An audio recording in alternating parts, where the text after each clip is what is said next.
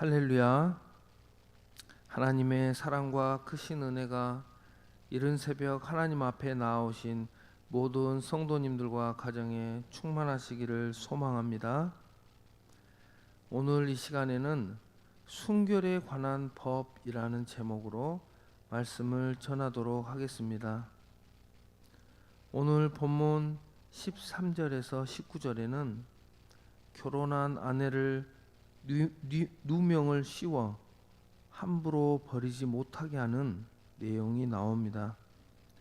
22절에는 유부녀와 동침한 남자는 남자와 여자 둘 다 죽이라고 말씀하십니다. 23절에는 약혼한 여자와 동침하면 둘 다 죽이라고 말합니다. 25절에서 27절에는 여자가 강간을 당하면 남자만 죽이라고 말씀하십니다. 28절에서 29절에는 남자와 처녀가 동침을 하면 그 여자를 아내로 삼으라고 말합니다. 30절에는 아버지의 아내를 취하지 말라고 말씀하고 있습니다. 하나님께서 주신 이스라엘의 율법에는 간음, 간통, 강간을 사형에 해당하는 중죄로 정하고 있습니다. 하나님께서는 이렇게 성의 순결을 중요시하고 있는 것을 볼 수가 있습니다.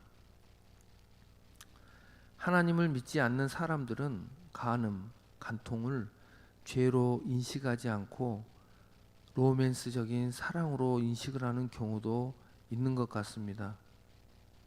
심지어는 몇 년 전에 헌법재판소에서 대한민국 형법 제241조 간통에 관한 법을 폐지하면서 불륜을 저지르는 사람들의 처벌도 없어졌습니다. 사람들은 마치 자유의 몸이 된 것처럼 불륜을 가볍게 생각하는 사회적 현상이 생긴 것 같기도 합니다. 하지만 오늘 하나님의 말씀을 볼 때에 간음, 간통은 하나님께서 사형에 해당하는 중죄임을 우리 믿는 사람들은 알아야 할 것입니다. 우리는 하나님을 믿지 않는 세상 사람들이 아닙니다. 우리는 하나님의 자녀이고 하나님의 말씀 안에서 살아가야 하는 존재임을 알아야 할 것입니다. 레위기 11장 45절에 하나님께서는 이렇게 말씀하고 있습니다. 나는 너희의 하나님이 되려고 너희를 애굽 땅에서 인도하여 낸 여호와라. 내가 거룩하니 너희도 거룩할지어다 라고 말씀하고 있습니다.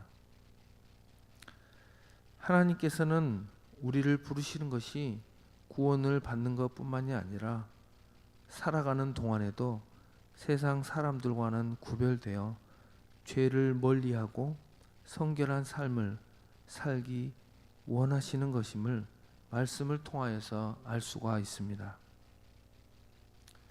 간음과 간통에 관하여 그 열매가 얼마나 쓴 것인지, 그리고 죄의 결과가 어떤 것인지 이 시간 한 가지 예화를 들어보도록 하겠습니다.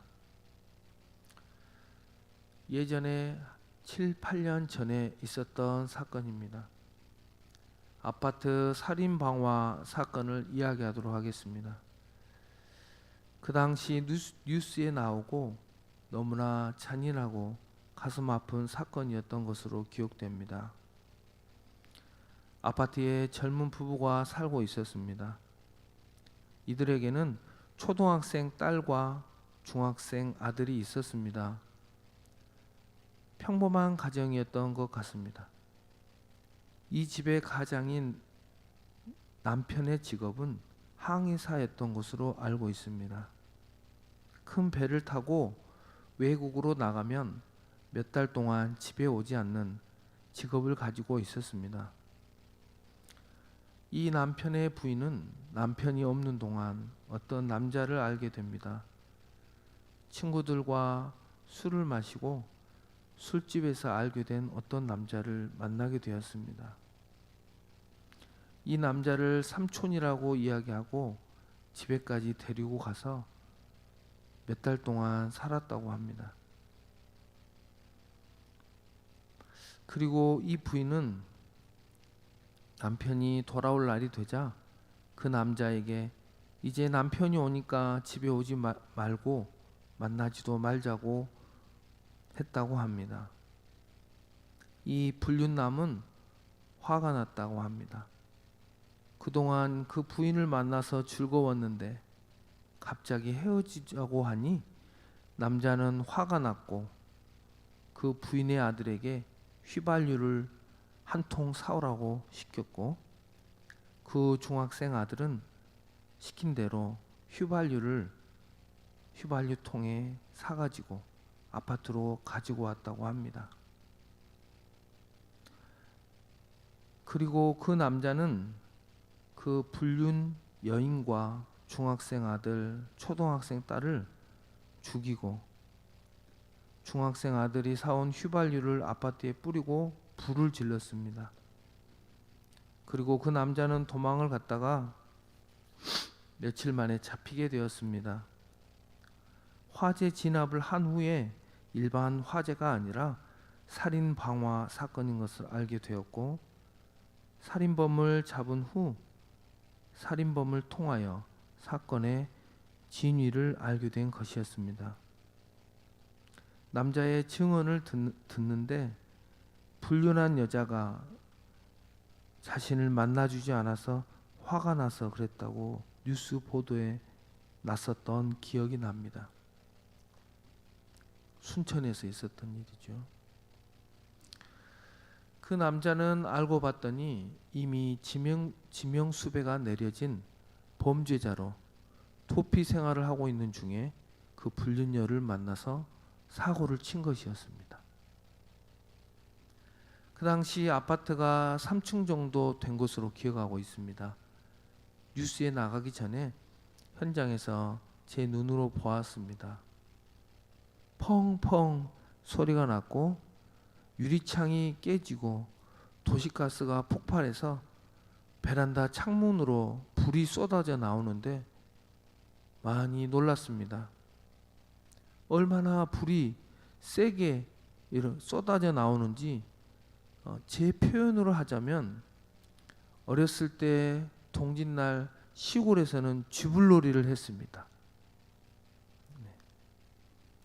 쥐불놀이를 하면 깡통에 밑에 구멍을 내고 그 안에 불을 피워서 철사줄로 이렇게 손잡이를 만듭니다. 손잡이를 만들어서 이렇게 돌리면 그 깡통에서 불이 쏴 이런 소리를 내면서 깡통 그 밑에 구멍으로 불이 쏟아져 이렇게 나옵니다.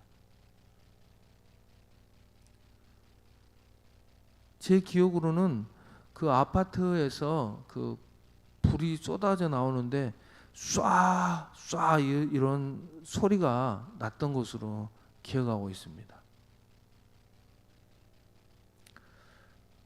그때 당시는 불만 난 줄 알았지 살인사건이라고는 생각도 못했습니다. 뉴스를 보고서야 알게 되었습니다.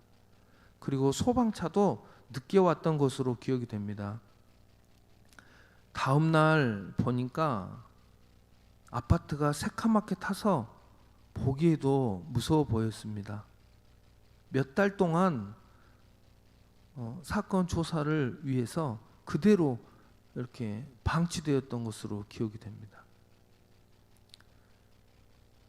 그리고 그 뉴스를 통해서 그 사건을 알게 되었고 그 불륜 여자는 둘째치고 초등학생 딸과 중학생 아들이 아무 이유 없이 엄마의 죄 때문에 죽었다는 생각에 너무나 가슴이 아팠습니다.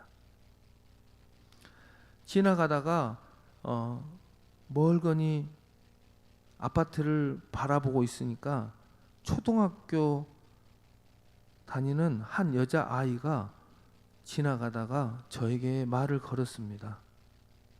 아저씨, 저기 우리 반 친구가 살고 있는데 죽었어요. 너무 불쌍해요. 라고 나에게 말을 걸었고, 그 아이와 나는 말없이 새카맣게 탄 아파트를 바라보며 서로 위로했던 기억이 납니다. 너무나 가슴 아팠던 사건으로 기억하고 있습니다. 죄를 지을 때는 이러한 끔찍한 일이 일어날 줄 몰랐겠지만, 죄의 싹은 결국 하나님의 말씀처럼 사망이 찾아온 것을 알 수가 있습니다. 사랑하는 성도 여러분, 하나님께서는 오늘 우리에게 말씀하십니다. 내가 거룩하니 너희도 거룩하라고 말씀하고 계십니다. 오늘 신명기 22장 13절에서 30절 말씀을 통하여 알 수 있는 하나님의 성품은 무엇입니까? 그렇습니다. 바로 성결입니다. 한 아내의 남편이나 한 남편의 여인은 일평생 하나님께서 맺어주신 자신의 배우자 외에는 다른 사람과 잠자리를 가져서는 안 된다는 것을 말씀을 통하여 얘기하고 있는 것입니다. 그것이 하나님의 법이요, 하나님의 자녀로서 살아가는 아름다운 모습일 것입니다. 우리 은성교회의 모든 성도님들께서는 하나님이 맺어주신 뼈 중에 뼈요, 살 중에 살인 아내와 남편을 사랑하고 일평생 성결한 인생을 사시기를 소망합니다. 고린도전서 6장 9절에서 10절 말씀입니다. 불의한 자가 하나님의 나라를 유업으로 받지 못할 줄을 알지 못하느냐. 미혹을 받지 말라.